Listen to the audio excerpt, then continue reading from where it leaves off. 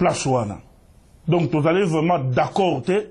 ne loko oyo mais c'est moka après ça qui comme cadeau à présenter comme état cadeau que ezali pour na transport na bino pour na nini ezali imprudence mo parce que et c'est comme c'est moka d'abord na bongisa ki ba enveloppe wana muto azala kité to yebité batu wana bazali ko bomana ba système ebele ya ndenge na ndenge akopesa bino ba enveloppe comme ça boye bo fungoli bo respirer ba poudre bo respirer biloko ya ndenge na ndenge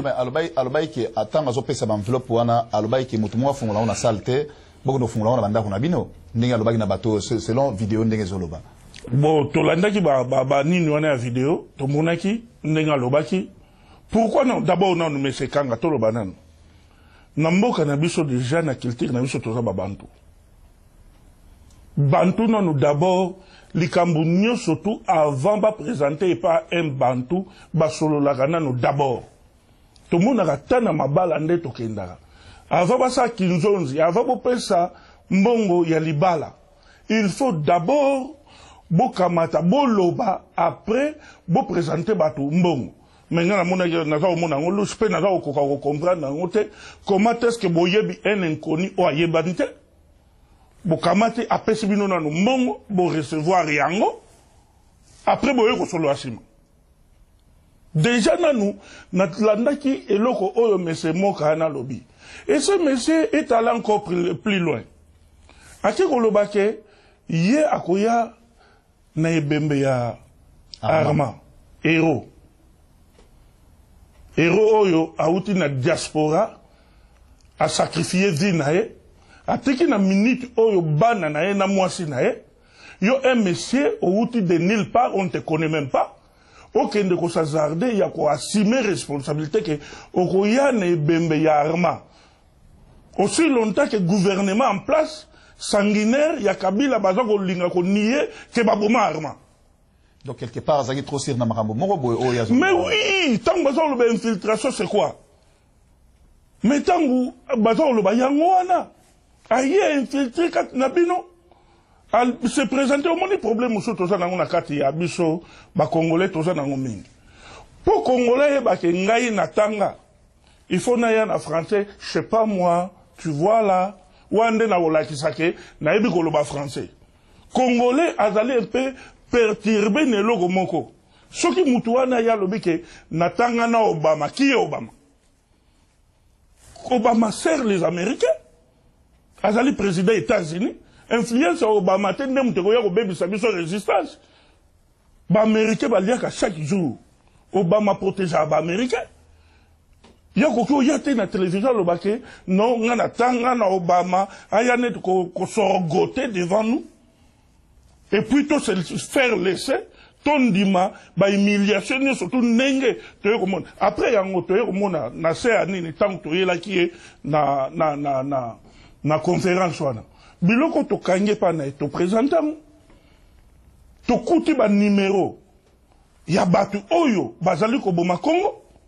to kuti quelques numéros ya yemoko Joseph Kabila yemoka azali nanu opposant numéro ya Kabila pa na ye e rosala nini parce que to bengaki tozui à peu près 10 numéros 10 différents numéros ya Joseph Kabila totali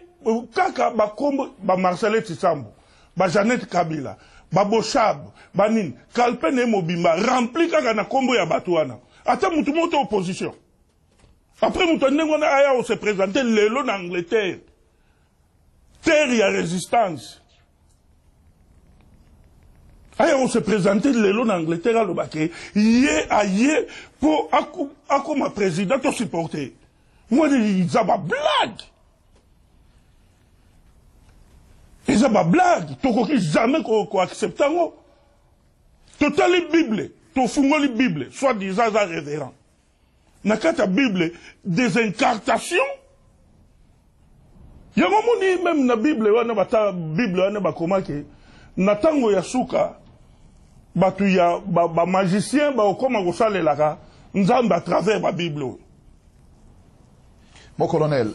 naebi gozo développé en tout cas eza masolo oyo bandeko na biso bozolanda biso na kati ya émission tango na biso tozo développé awa parce que masolo ya moka ezalaki masolo moko vraiment ezaki blague te parce que eza na biloko ebele tokuti na kati kote kuna eza ya osakana te selon masolo aza mutu moko oyo ke auti de néant donc kokota na ye awa soki batindaka ba Francis Kalombo na banini elingaki simba te parce que tolinga toyebake ba oyo baza directement bato ya Kanambe mais batindaki ye siko na nzela na ye akoti parce que lokwa bato bayebi ete po asala masolo alors ba enveloppe esirkulaki na ndemo osakana te et puis na yango nde sikoyo epesaki mabe kutu nde na yokaki ke mama Landu pe batindelaki enveloppe na ye mais a se protégeaki avant fongola nini yango et puis ye moko akomaki na internet ke azongisaki yango avec accusé de réception est-ce que ezaki masolo mpenza vrai bon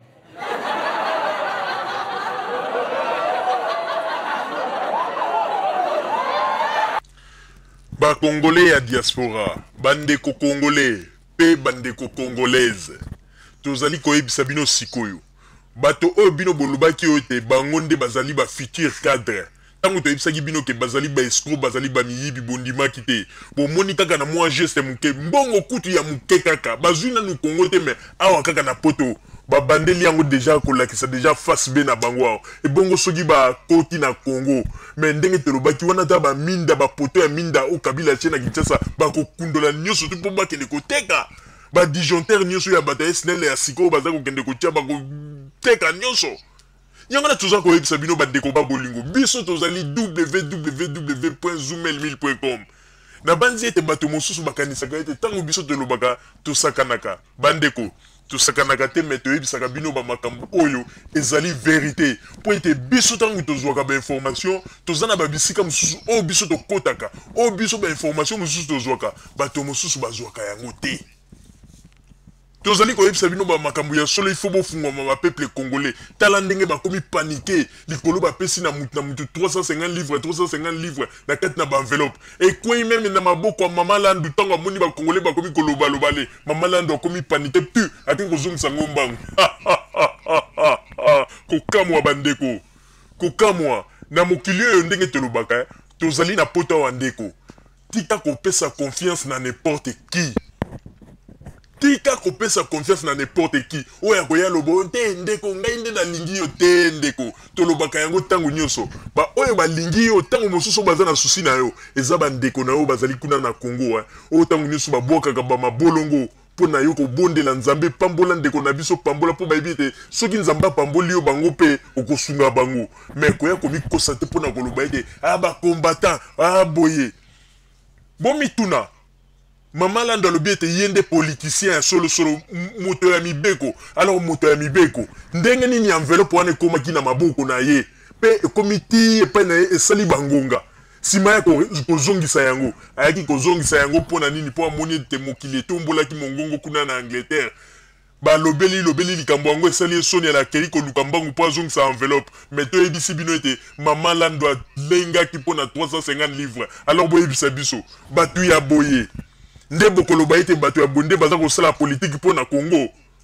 vraiment ezali pasi pe mawa un jour bokoyeba ete oyo makambo www.zoomel1000.com oyo tolobaka atandele nzambe ya kotombola biso nzambe ya kopesa biso raison pe nzambe ya kopelisa mwinda pe chaîne na biso ekongenga ekozala ba chaîne ekozala likolo ya ba chaîne nyonso ya ba Congolais ata lelo batu balobi ata lelo batu bafingi mais tokolemba te mpona kotalisa bino bosolo biso ba vérité na biso tolobaka ba geste nde ya bato oyo